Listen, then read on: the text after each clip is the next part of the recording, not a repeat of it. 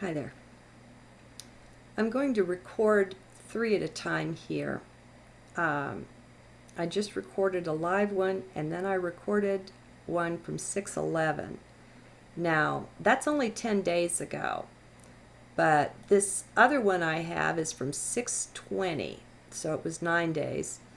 And I just want to do them one after another to see if I notice the difference. So this is from 6/20, the first one of that day. The Mayan day was 2 wisdom. Okay, let me make the type bigger. Didn't really intend to do 3, but when you're going with the flow, you never really know what you'll be doing. So it pays to be flexible. Okay. Plus, I'm working with the left hand here. Okay. It's been an interesting time with communications, messages, comments, emails, and such. Transiting Mercury has been really challenging some of my natal planets, and I've been seeing that play out. It's fun. I often like to look at such things in retrospect, though. I don't want them influencing how I live my day or the flow from heart. So, I'll often listen to the day's astrology after the day on that night. Even the challenging stuff is good, though, or it can be, depending on your attitude. Our attitudes totally color our experience of life, generally far more than we know. Sometimes it's attributable more to the body than the spirit or soul, using that body here. Sometimes it's an attitude stemming from the mind programming we've received. So, what do we do when we notice those things? Keep watching, of course. Beyond that, though, it's good to have an overall intent that all such things be replaced gently, lovingly, by the attitudes of Source or your own higher self or inner self. I find this harmonizes with our overall desire to rise up and out of the major challenges inherent in today's 3D Earth. I see higher frequency as the answer to so much, which I suppose could be another way to say that the answer is divine love, the highest frequency of all. We're riding that ascending spiral of light from what I can see so far. That's where it leads, into union with that, our natural state. It feels as if we've been gone such a long time from our home of light. This planet is no place for beginner souls. It's too harsh. None of us comes out of an embodiment here unscathed by the harshness of this life. Though it's an extreme reaction, the story of Anelia Benz tells of her waking up to this as a 3-year-old. Quite sums it up. Now, I'm not sure where I discovered it. It may have been in her Project Avalon interview, but I do remember the tale. She's an odd one anyway, for if she's to be believed, she's had no other lifetimes but this one, coming in straight from spirit. Anyway, she says that at age 3 is when she discovered that the timeline she'd entered here included the existence of war on the planet. And she had a nervous breakdown. Cried for 3 days or something like that, eventually having to be medically sedated for a very long nap. 24-hour type. If we get down into our core, we're truly and deeply sensitive to all of life. And killing or harm is not in our spirit's vocabulary. We don't act that way. People who do are generally deeply asleep to their true inner reality or nature.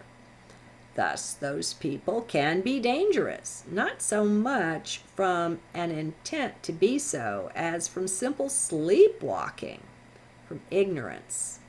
Still, ignorant or not, they do things that bring pain to those around them, and even more so to themselves.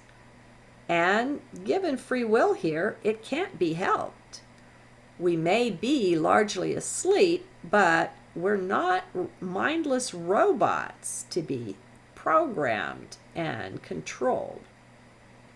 So, to live in a world with such things is to risk or to experience being hurt. It goes with the territory. This, maybe more than anything else, lets us know we're not in our true home, our home of light. There's a great beauty here, though, that more and more of us are catching on to. Partly, yes, just us linking up with each other, with other light beings able to understand and resonate with us, helps a lot. More than that, though, is our ability to find our true home right within, and to move to bring that out into the open, to make it real, the reality here in 3D. When we begin to see with heart vision, everything takes on a truly different perspective. It completely changes the view. Now we're able to see more into people's motivations and to sense their woundings, their hurts, and better able to understand what they do. Heck, we've been incarnating here for so long, some of us, we've just about walked in everyone's shoes. So our overall understanding is simply immense. The trick, of course, is to begin to access that understanding, which again is available within. We carry home with us, at least in potential, all the time. And that's tremendously comforting. So is the fact that an earth life is so short and that everything passes. So, where are you on the overall spectrum of finding home first and then of bringing home here? Have you connected up with your own inner home yet? That's enough. Bringing that more and more into outer manifestation is just an extra added joy. Finding home here is about as fulfilling as anything I can think of. You couldn't tempt me to be a king or a rich man or any such thing in lieu of that. No, thanks. Still, that's not a fair comparison, for the king and the wealthy ones can also find their way into heart. One doesn't preclude the other. While the statistics on that are not the greatest, still, there was a time in India when many of the local kings and rulers were truly divinely inspired, sages in their own right. So anything is still possible, even here in 3D. I wish I could call everyone home and have them hear me. Unfortunately, so many have their whole vision span full of the world and its messages, its ways.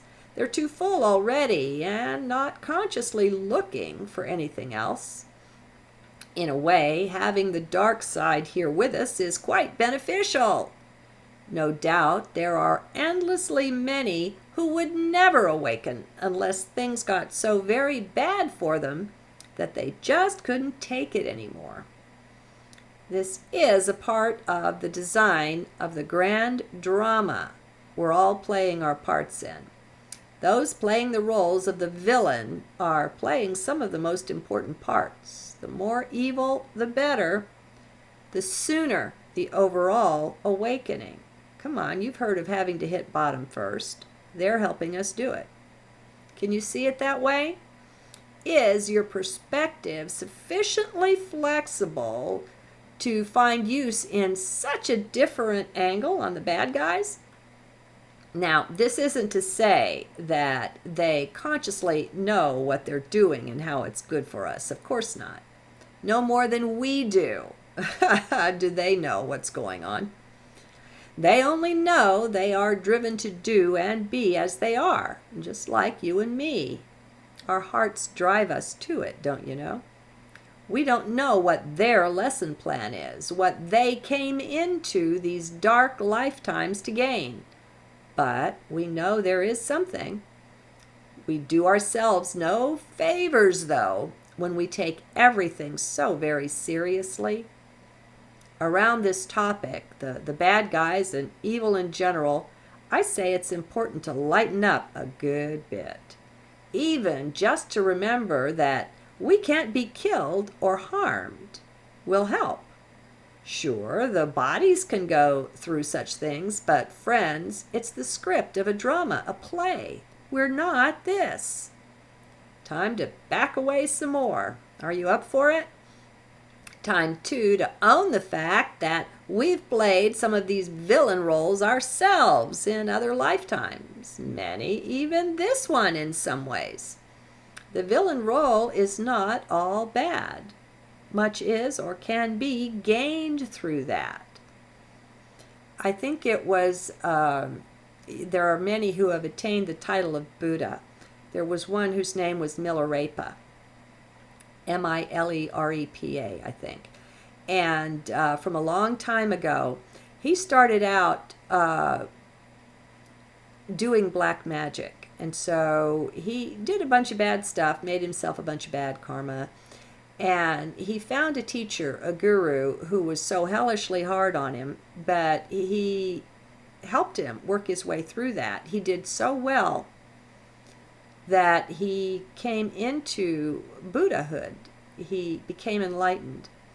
And toward the end of his life, he asked his teacher, I think it was his teacher, his guru, what would be the fastest way for him to attain final liberation.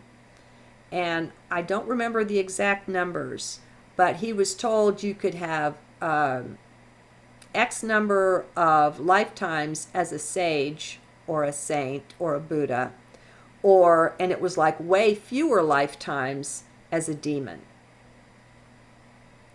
Blew me away when I read it, demon or devil, whatever word they used. So let's loosen up, lighten up, get really flexible in your perspective. Time to let as much as you can go. Be fearless to look at any idea. It can't hurt you. You have nothing to fear. You can examine this without getting tainted. You can't be tainted. You are source.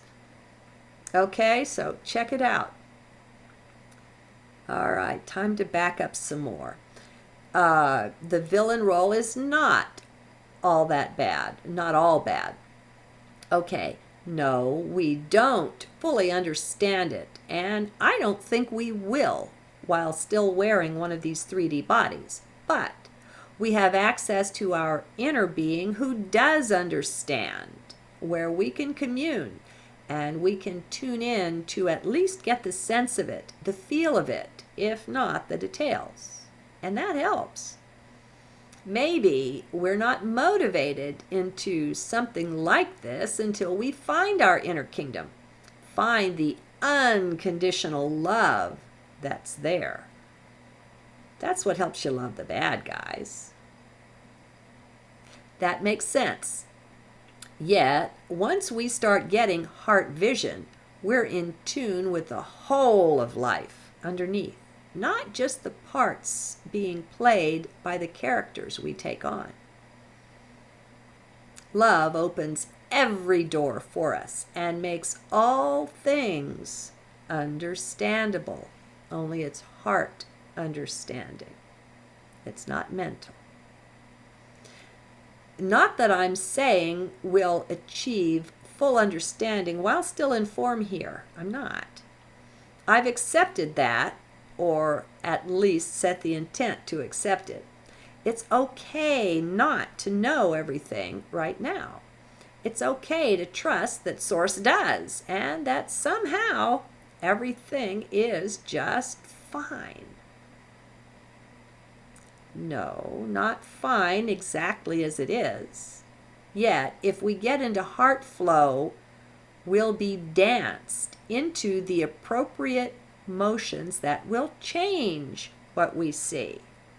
For me, it just doesn't work unless Source does it, which is what happens when we're in tune with the flow, what I call being danced. So, your acceptance of what's in the now doesn't mean you want it to stay just like it is forever and you're okay with that. That's a misunderstanding of what this acceptance is. It may be the main one that people use to justify fighting the flow and not accepting what the now moment brings. The more we can keep the conscious mind out of running things, the better, or more likely it is that things will change for us, and in the best ways. Let heart interpret these things for you. As we all find our own inner guidance there, things are well and truly changing. What we do with our gift of free will really counts. I find the choice to go with the now flow to be one of the finest ones anyone can make. It leads to the best outcomes anyway, from what I've seen in my life. Besides, life becomes so much more enjoyable this way. Once we quit resisting what presents itself in the now, oh, what a relief it is. It's amazing. Trusting self and Source is the other part of that. It doesn't have to be done on faith either, since we get direct experience just by living from heart. What do I have to give here? I don't know. I don't worry about it or plan for it either, just trusting Source to offer what's best. Do you think you could enjoy doing that? Just trusting to the underlying love in each moment to have something to give that is best received by being open? That's it.